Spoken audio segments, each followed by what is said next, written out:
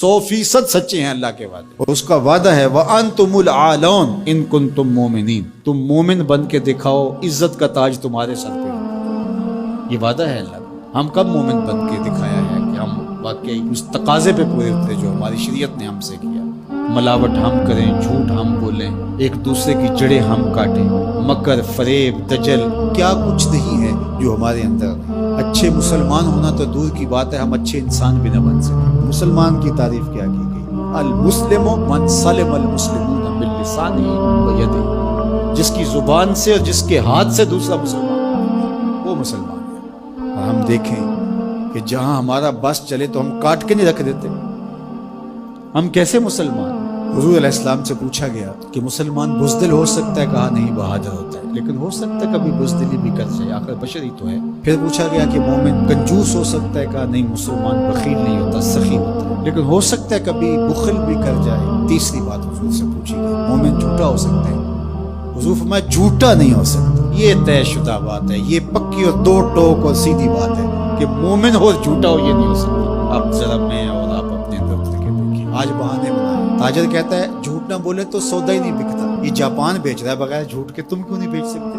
تم نے خیانت کی ہے، تم نے مال 2 نمبر بنا، اس لیے تمہیں جھوٹ بولنا پڑا۔ تم نے بنیادی اچھی نہیں رکھی، پوری دنیا کے سودے سچ بول کے بک رہے ہیں، تمہیں جھوٹ کیوں بولنا پڑتا ہے؟ تو جو جہاں بیٹھا ہے وہ لوٹنے بیٹھا ہے۔ جب میں کہتا ہوں الہی میرا احوال دیکھ، حکم ہوتا ہے اپنا نامہ اعمال دیکھ۔ اگر کافر آج دنیاوی شان و شوکت حاصل کر گئے تو دیکھو کہ انہوں نے محنت کی، اور تم جب ہاتھ پہ ہاتھ دھر کے بیٹھ جاؤ گے تو پھر اللہ کا ضابطہ یہ نہیں ہے کہ وہ محنت کرنے والوں کو محروم رکھے اور نکموں کو نواز دے۔ تنے مردہ سے بیزار ہے حق، تنے مردہ سے بیزار ہے حق، خدائے زندہ زندوں کا خدا ہے۔ من جہادہ وجدہ، جس نے محنت کی اس نے پا لیا۔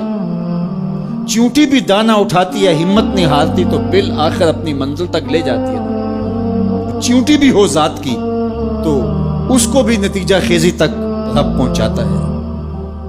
کچھوا بھی چلتا رہے تو منزل پہ پہنچتا ہے، خرگوش ہو کے سویا رہے تو وہ منزل پہ نہیں پہنچ سکتا۔ تم خرگوش صحیح لیکن سوئے ہوئے ہو، لہٰذا منزل تمہارا مقدر ہو ہی نہیں سکتی جب تک تم مسلسل چلنے کی مشق نہیں پیدا کرتے۔ وَأَنْتُمُ الْأَعْلَوْنَ، تم ہی سر بلند ہو، لیکن شرط یہ ہے ان کنتم مومنین، تم مومن تو بن کے دیکھو، تمہارے سر پہ عزتوں کا تاج رکھ دوں۔ آج ذرا دیکھیں ہم کھڑے کہاں ہیں۔ تھوڑے سے حالات سخت ہونے لگتے ہیں تو تاجر ذخیرہ اندوزی کرنے لگ جاتا ہے، اور مانگتے ہو وہ شانیں، مانگتے ہو وہ عزتیں جو قرون اولیٰ کے مسلمانوں کو دی گئی، ذرا وہ کردار بھی تو لے کر کے آؤ۔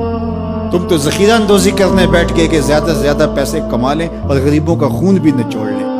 اور مدینے میں تھوڑے سے حالات تلخ ہوتے ہیں، تھوڑی سی قحط سالی کے آثار ہویدہ ہوتے ہیں، اور حضرت سیدنا عثمان غنی رضی اللہ تعالیٰ عنہ کا تجارتی قافلہ غلہ لینے گیا ہوا ہے شام میں۔ تو جب وہ شام سے واپس آتا ہے تو مدینے کے کچھ تاجر آتے ہیں اور کہتے ہیں کہ جناب یہ جتنا غلہ ہے اونٹوں کے اوپر ہی ہمیں بیچ دیجیے، ہم سے 2 قیمت لے لیجیے۔ فرمانے میں اس سے زیادہ قیمت میں دینا چاہتا ہوں۔ تو کہا جناب 2 گنا لے لیجیے۔ فرمایا نہیں۔